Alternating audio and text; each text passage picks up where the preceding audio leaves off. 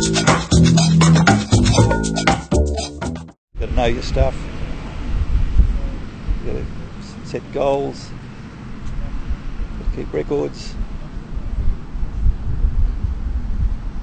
You've got to understand that human capital is your greatest asset. Best business advice is, get a clear vision of what you want and then have the self-belief to finish it. If you look at a business that creates real wealth over a period of time, gives you a self-satisfaction of what you've achieved, you really can't go past the development industry at all levels. Now, I'm not saying that a young person or a novice going into the business could create, a 50-storey skyscraper as his first development. But maybe they should start off in a small way. Maybe they should look at buying a block of land, subdividing it and building units on it as their first development.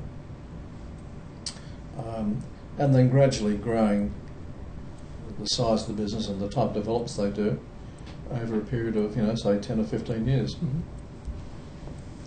But there's not many better ways I know of in creating wealth other than in some form of construction or development. Now, you might say to me that I've coloured my views because that's been the bulk of our wealth creation over the period, and you're right, it is. But when you look around and you think, well, what should my grandkids be? Should they be a doctor or a scientist or whatever? Those sort of positions are very important for the community. I mean, they help the community, but they don't grow real wealth. If we look at the wealthy people in the world, most of that wealth has been created by property and development and construction. So I guess that my first reaction would be in that area where the majority of the real wealthy people have made their money. You've got to take one step at a time. That's what you've got to do. That's how I do it. I took one step at a time. I started out with my partnership arrangements of my spec houses. That was a big step.